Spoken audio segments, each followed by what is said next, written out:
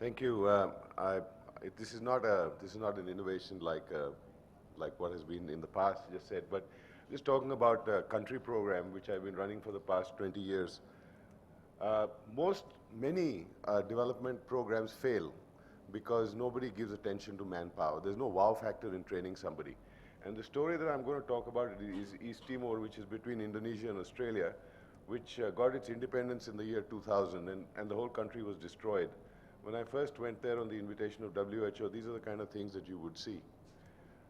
Uh, but along with the healthcare system, the eye care system also collapsed. And for the first 4 years, we delivered what was called humanitarian care, looking at cataracts, looking at results of trauma and so on. But then the president of East Timor asked me, could I help set up the infrastructure? So that was all very fine. The idea was to work till we produced a complete package, test it, run it, hand it over. And I'm only going to talk about the manpower part of it. So we set up the central hospital in Dili, which is the capital, and that's a view of the inside. But when you want to train an ophthalmologist, where do you start from? What comes first? You don't have a university, you don't have ophthalmologists who are there, you don't have a program that's running there for 365 days a year. How do you start?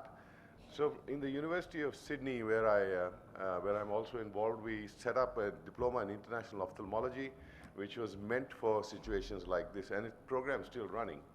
So using various modules of training, of teaching that were online, we got through the theoretical part. Then Dr. Marcelino, who was the first ophthalmologist, came along to Australia to learn how to medically manage a disease. He then was trained surgically on site and was also trained in Nepal.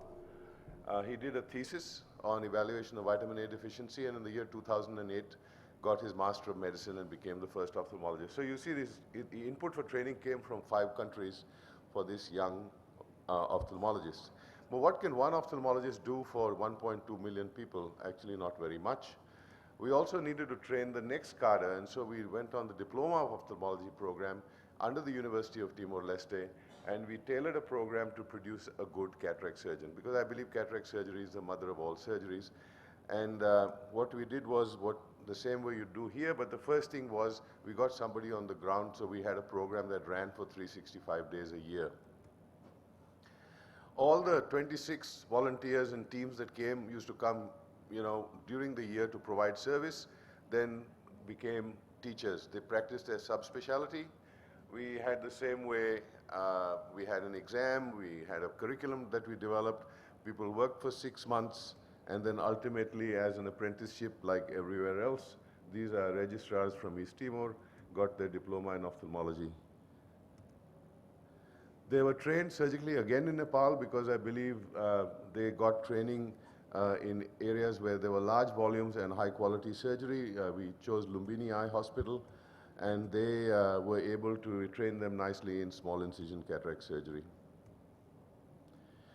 All these registrars have been clued on and have been encouraged to do audits, audit their own work and present it at international forums. So they're looking at quality control all the time. In addition, we also set up pediatric vitreoretinal glaucoma and corneal clinics so that the training and service delivery was complete. Corneal grafting was started in 2009. Michael Bellin from the States helped us with that. And we also got people trained in just specific procedures. Go for 8 weeks and just learn how to do one procedure, like a trab, or a core vitrectomy, or a buckling, so that one didn't have to wait for a whole fellowship to occur before we could provide the service. That's some snaps of the vitreoretinal service, and that's the list when we go there. So what did we learn, and how did this all work out? So these are the people now, these are the photographs of outreach when they go into different parts of the country. They look at and treat whatever they can, including pathology, which is often very advanced and late. So it's not only a cataract service, they look at everything else. Here are some more examples of totally Timorese teams now, where from the screener to the surgeon, they're all Timorese. And there are 13 outreach areas where they operate. We've also interfaced the College of Ophthalmologists in Australia and provided opportunities for our younger fellows to go and work over there, so that in the long term there will be relationships between the 2 countries working together. this scholarship has been opened up to globally, and we have a great intake also from Europe. But ophthalmologists don't work alone, and so we've had to train nurses, we've had to train optometrists, we've had to train low care services, we've got to train the whole workforce so that ultimately when you train an ophthalmologist, you've got enough support and also something that can be managed, packaged, and passed on to the government for the future. But lastly, when you train an ophthalmologist, are these people really ready to handle a country? Are they ready to run a department? Do they know how to read a balance sheet? Do they know anything about governance? Do they know how to handle politicians? The answer is sadly no. So the last module that they will be trained when they come back will be on these kind of things so that when they are given the keys to the country, they would be able to manage the program rather than just be ophthalmologists. Thank you. Thank you very much, Nitin. Very interesting points that you are making. Any question, comments before I make any comments? They have the government and such. Beg your pardon? They have the government. They take our. Yeah. It's a democratic republic with the president, prime minister, parliament, everything. What happened? Why it got destroyed? What happened?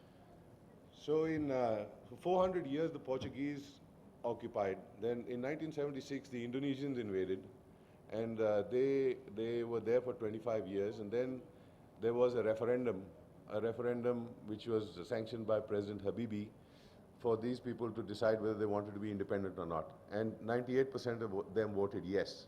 So when the Indonesians left, as revenge, they destroyed the whole country. Okay. So in the training innovation, what I think is the surgical training in any field is very long.